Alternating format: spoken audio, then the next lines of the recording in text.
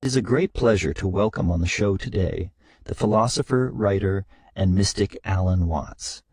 Watts is a philosopher and writer best known for his talks and books on Zen Buddhism, psychedelics, ecology, and spirituality. His writings explore the relationship between meditation, Eastern philosophy, and modern science.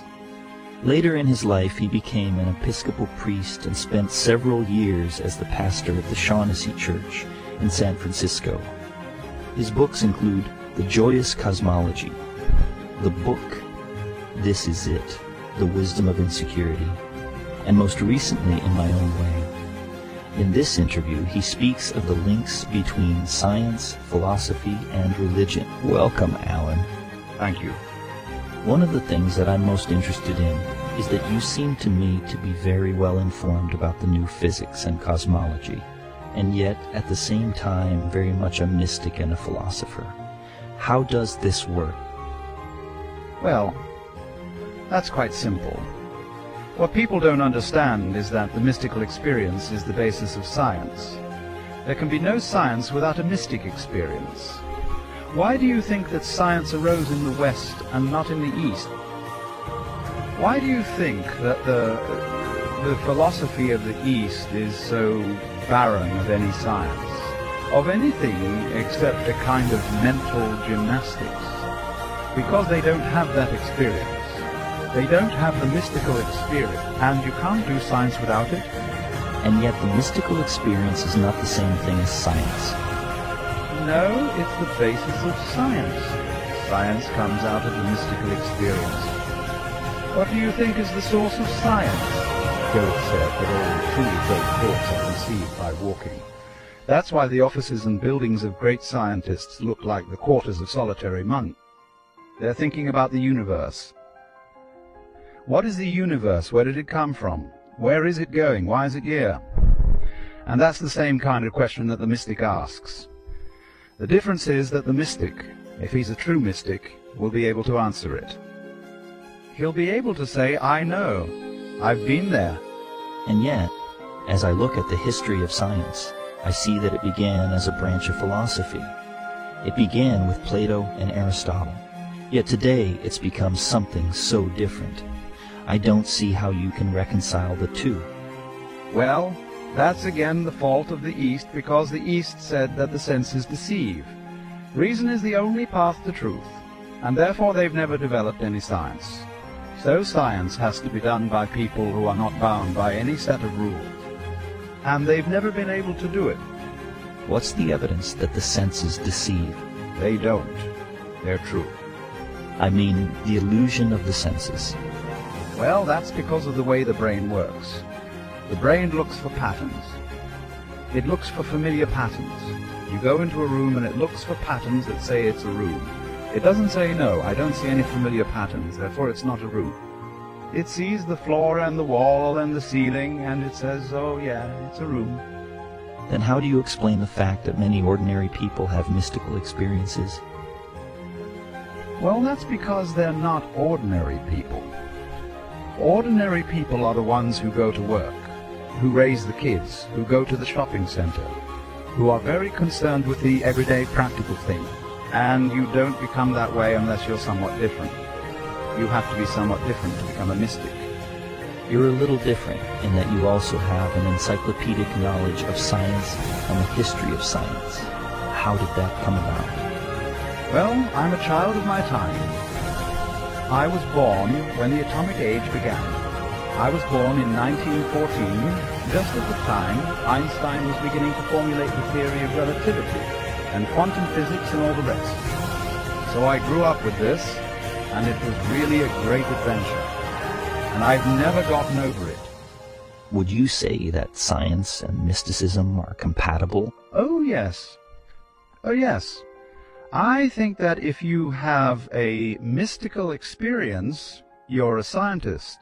If you're not a scientist, you're not a mystic. What would be the distinctions between a mystic and a scientist? A scientist is a mystic who is engaged in the attempt to become a good engineer. A mystic is someone who has had a mystical experience and is trying to report on it. And the two are essentially the same thing. They're just two viewpoints on the same thing.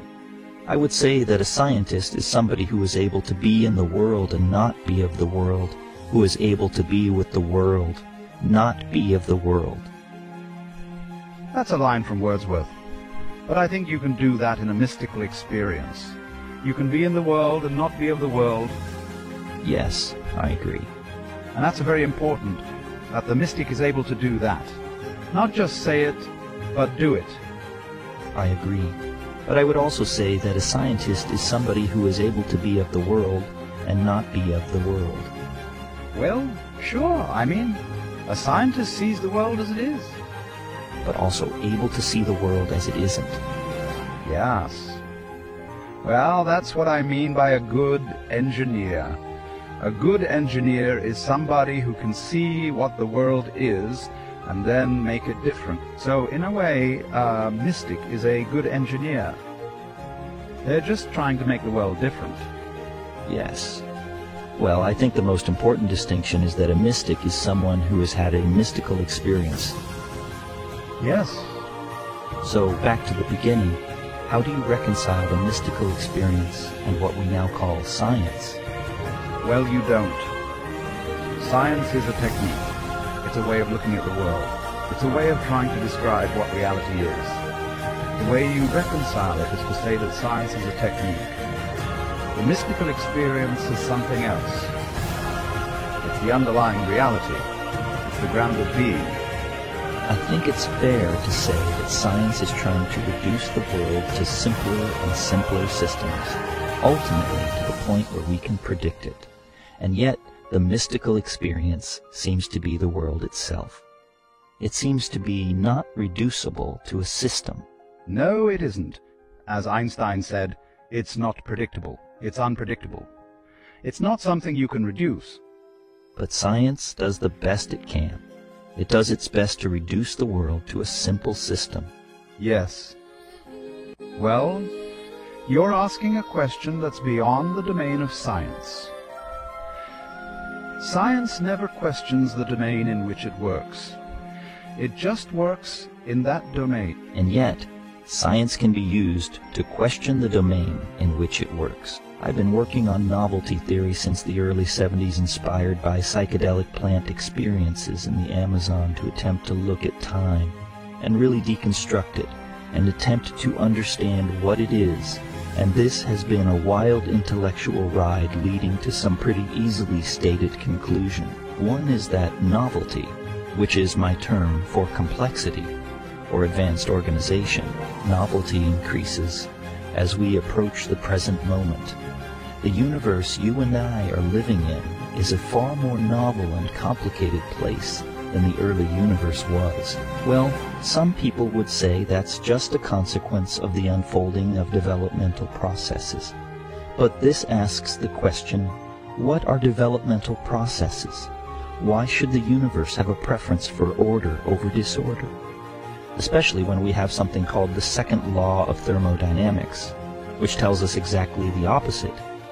Physicists believe the universe is running down ultimately into a state of disorder.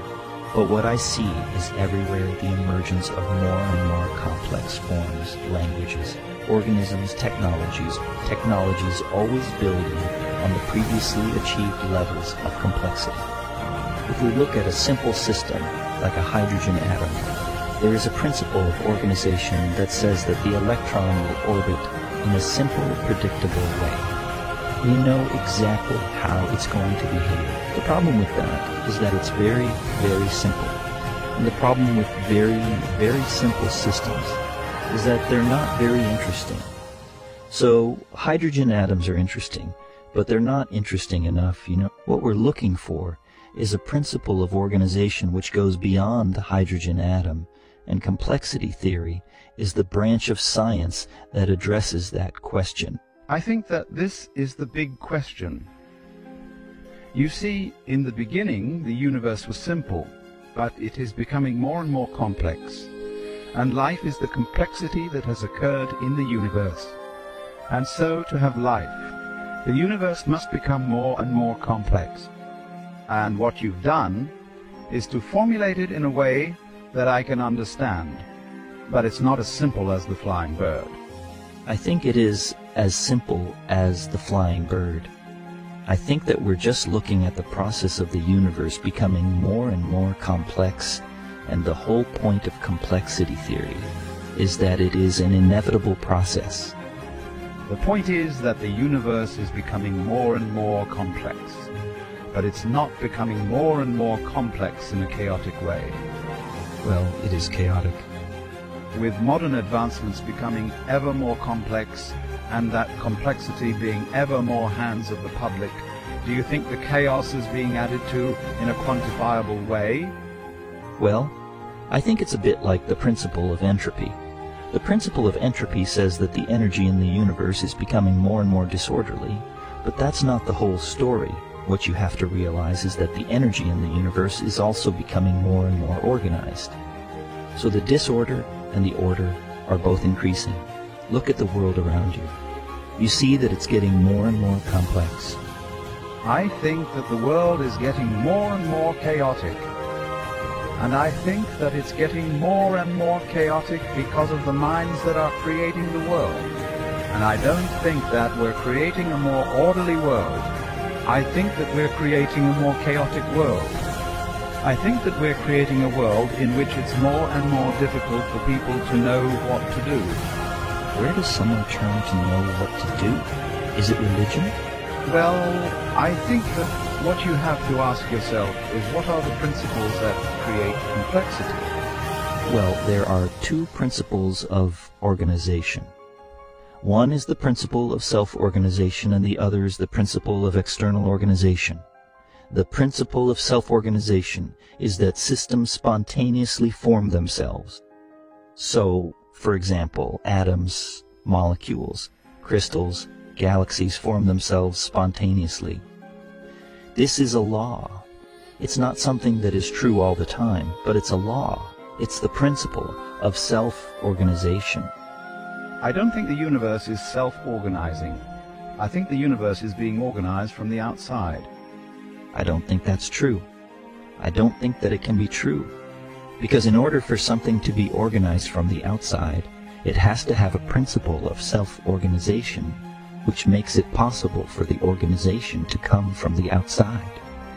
I don't think that that's true. Well, let's agree to disagree on that. Okay. Well, I think that the principle of external organization is that the universe is brought into being by an outside agency. I think it's brought into being by its own internal principles. I think that it's brought into being by an outside agency. But I think that the outside agency is a principle that is internal to the universe. Well, I think that the universe is its own outside agency. I think that this is the big problem. I think that it's a problem of language. I think that there's a different way of talking about this. I think that you can talk about the universe being its own outside agency, and I've heard that talk. I think that the universe is its own outside agency, but that the universe is also its own inside agency. And I think that the universe has an outside agency and an inside agency. And an inside agency is something outside agency, and I think that the outside agency is something outside the universe. And I think that the inside agency is something inside the universe. And what is this something? Well, I think that the something is something like consciousness, but it's not consciousness as we think of it, but it's consciousness in a very different form. On every living organism, there is an imprint of the higher dimensional force which made it. Somebody might say, well, that's God. But in a scientific context, we don't speak like that. But whatever it is that made blind matter into whales, squirrels, and human beings, it left its calling card inside each human being, each squirrel, each whale. That's the DNA. The DNA codons are based on a system of 64 exactly like the I Ching. You know, I believe that this force is both outside and inside. I think that it's both. I think that it's a force. I think that it's a force, a principle of organization that is both inside and outside. What is that force? It's the Tao. What is the Tao? The Tao is the force that makes the universe in the form of the earth, the moon, and the stars. And the Tao is the force that makes the babies come into the world. And the Tao is the force that makes the grass grow and the leaves fall. And that's the same Tao that makes the DNA? Yes, it is. It's the Tao that makes the DNA. And it makes the DNA, and it makes the DNA of the computer. Yes, it does. Okay, let's take this further. Do you think that the Tao makes the DNA of the computer in the same way that the Tao makes the DNA of the human being? No, I don't think it does. I think that there's an inner force, a principle of order in the universe that is expressed in the human being and in the computer. And I don't think that it's the same inner force. Would you say that the inner force that makes the computer and the inner force that makes the human being are two different forces? Yes, I think they are. They are two forces that have made us here today, right now, as I am speaking to you. So the inner force that makes the human being and the inner force that makes the computer are two different forces? Yes, I think that they are. That's interesting. Well, it's a matter of opinion. I mean, I think that we're getting closer to the truth. I'm not sure that we've arrived at the truth. I don't think that we will ever arrive at the truth. I think that the truth is something that we can never arrive at. I mean, it's like the light at the end of the tunnel. I think that we can never arrive at the truth because the truth is always a little bit ahead of us. Right now, we're standing in front of the truth, but we can never arrive at the truth because we're always a little bit behind. The truth is always a little bit ahead, and we're always headed towards it. I think this might be a good spot to end our chat. Maybe we'll get together again in the future to continue that pursuit of truth. Yes, I think it might be a good idea to do that.